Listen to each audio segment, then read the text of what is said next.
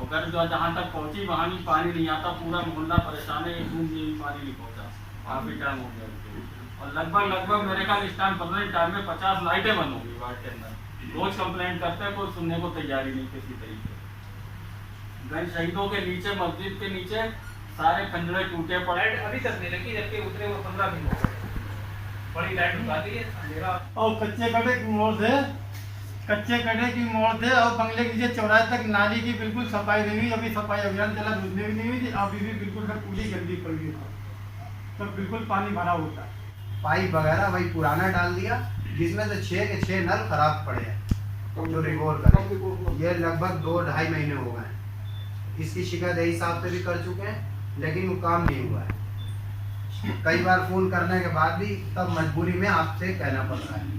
इसकी जांच कराई है कि इसमें सामान पुराने क्यों डाल दिया और इतनी कम बोरिंग क्यों हुई है जो नल चले ही नहीं बिल्कुल। जनता उससे ज़्यादा परेशान हो गई। पहले गंदा तो मिल रहा था पानी, अब गंदा भी नहीं मिल रहा है। हम लोगों के साथ में जो सौतेला व्यवहार क्यों हो गया था?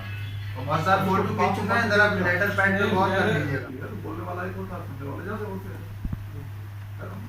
बात आप लोगों से मैंने एक इसीलिए की कि आप एक पिन पॉइंट बात करो। बाकी हमें ये पॉलिटिकल बॉडीज जब तक रहेगी तो इस तरह की बातें हमेशा आज रहेगी, कल रहेगी, परसों रहेगी और इसके पहले भी रही होगी, आगे भी रहेगी। इस तरह की बातें हमेशा होती है। नहीं तो सर ये है कि हर बार आपसे ही मुलाकात करना पड़ेगी, क्योंकि हम लोग कंप्लेंट करते हैं। सुन लीजिए, तो मेरा सोल्यूशन होता ही नहीं है। इसीलिए नगर निगम बनने के बाद स्ट्रक्चर नहीं बना था, तो अभी आपने 2 दिन पहले अखबारों में पढ़ा होगा, हमने जोन सिस्टम बात की, जोनल अधिकारी बना दी। तो जो एक बड़े नगर पालिकाओं के जो ईओ होते हैं या जो उसके ऊपर से होते हैं, जैसे 2 जोन में एक एसडीएम साहब हैं सीनियर, जो कि अब एडीएम रैंक पे हैं, आशुतोष दुबे जी, 2 जोन का जोनल अधिकारी उसको बना दिया।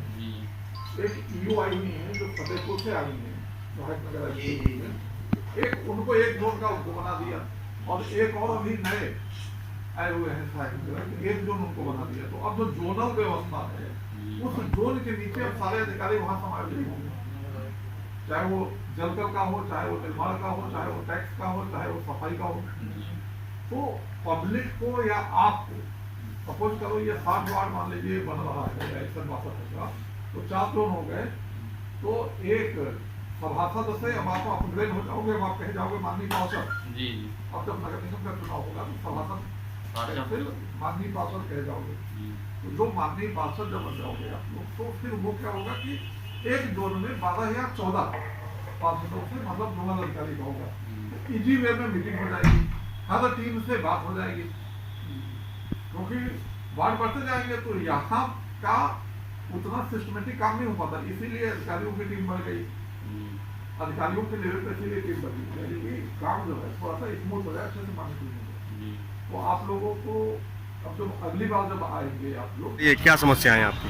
हम लोग के वार्ड में कोई काम नहीं हो रहा था, कब से लिख के दे रहे थे। कई बार अधिकारियों को अवगत कराया।